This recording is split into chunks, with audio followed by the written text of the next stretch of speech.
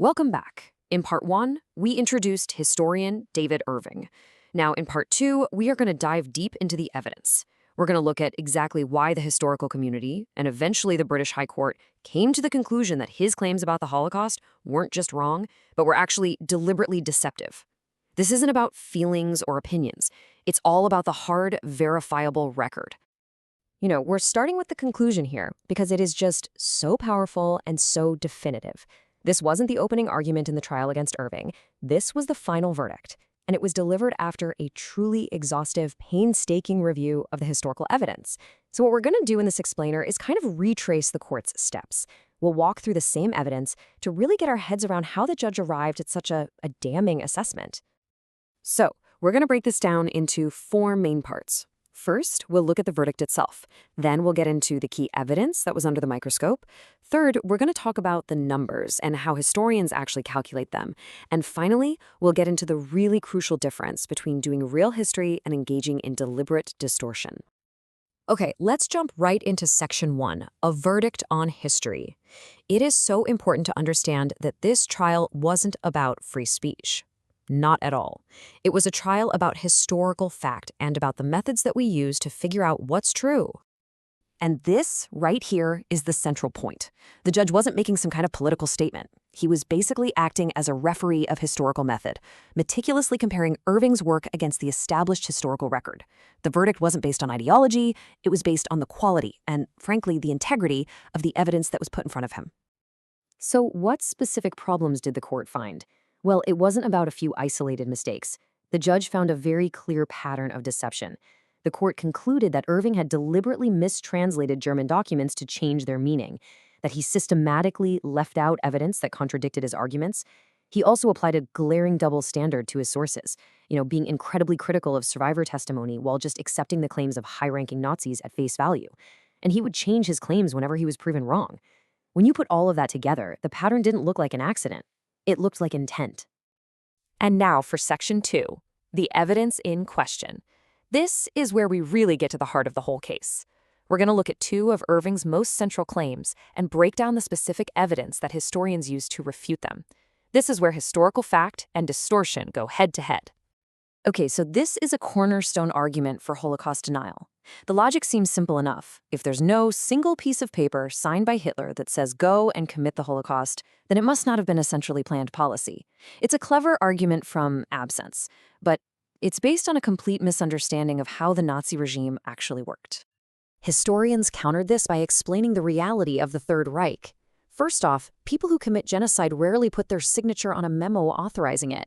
Hitler was notorious for giving his most criminal orders verbally. Second, the regime deliberately used coded language to hide what they were doing. And third, you don't need a single smoking gun document when you have multiple converging lines of evidence. We're talking everything from train schedules to construction blueprints to SS reports, all pointing to a coordinated plan. We even have records of the head of the SS, Himmler, giving regular progress reports on the final solution directly to Hitler himself. And that brings us to the use of this coded language, which was a huge part of the cover-up. These weren't just random words. Terms like special treatment were intentionally used in official documents as a euphemism for mass murder. Resettlement to the east was code for being deported to a killing center. The very fact that they used this coded language is in itself powerful evidence of a conspiracy to hide a massive crime. Now, this slide shows a perfect case study of this distortion in action.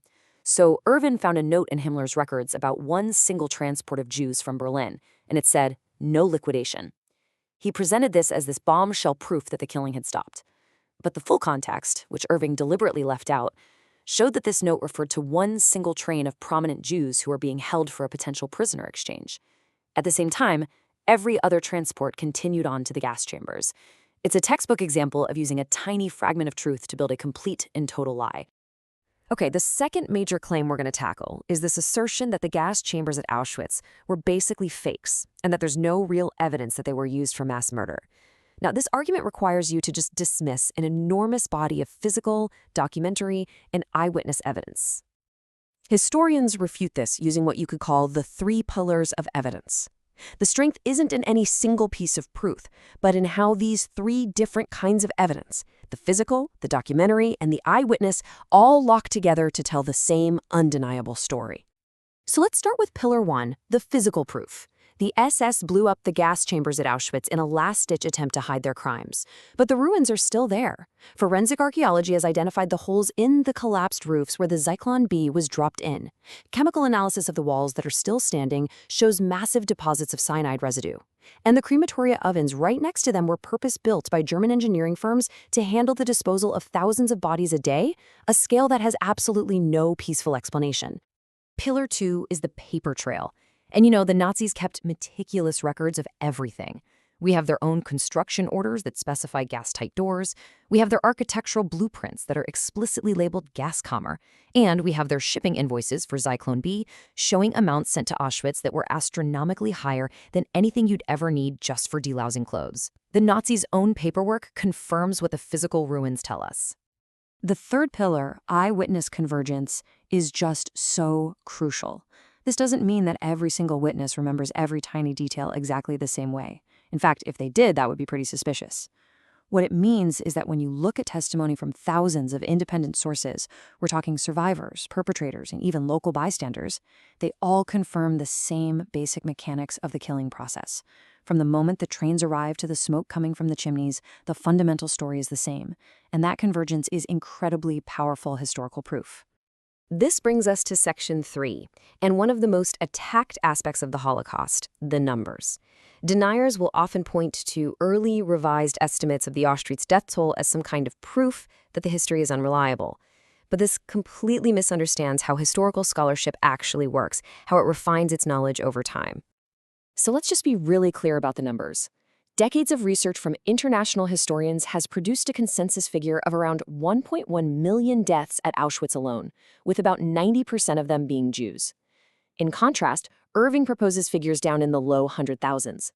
The really important question isn't just about the totals, but the methods used to reach them. How do historians get to their number? And why is Irving's method just completely rejected? This table really illustrates the huge methodological gap. Mainstream historians use a convergence of data.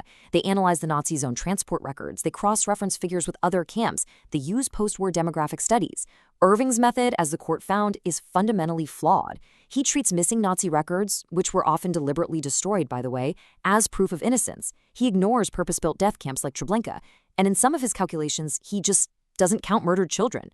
This isn't historical method. It's manipulation. And that brings us to our final section, history versus distortion. Because as the trial really laid bare, this isn't just about arguing over individual facts. It's about a fundamental conflict between two completely different ways of looking at the past, genuine historical inquiry versus ideologically driven distortion. If there is one single takeaway from this entire explainer, it is this. The central problem for Holocaust denial is not a lack of evidence, it's a mountain of evidence. To maintain a position of denial, you have to actively and systematically mishandle that mountain of information. This slide really lays out the two opposing methods. The historical method relies on convergence, on fitting all the different pieces of evidence together to see the whole picture.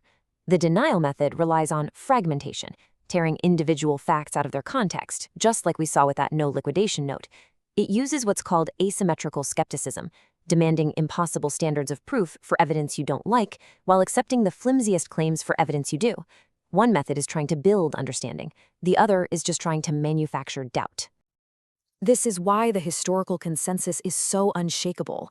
It isn't some article of faith. It is built on a vast, cross-corroborated archive of proof, perpetrators' diaries, victims' letters, architectural blueprints, government memos, physical remains, and survivor testimony. All of these different sources, when you look at them with proper historical method, they all tell the same story. And this quote just summarizes the court's finding perfectly. Denial in the face of this mountain of evidence is not a matter of ignorance. It requires the systematic misuse of evidence. It requires an active process of twisting the historical record to fit a belief you already hold. David Irving didn't lose that court case because he asked tough questions. He lost because his answers were built on a foundation of deliberate distortion. And this brings us to our final and maybe most crucial question. The techniques of distortion we've looked at here, isolating facts from context, applying double standards of proof, ignoring convergence, these aren't just confined to history. We see them every single day in the world of modern misinformation. So the question we want to leave you with is this. How can understanding the methods of historical truth protect us from the methods of modern lies?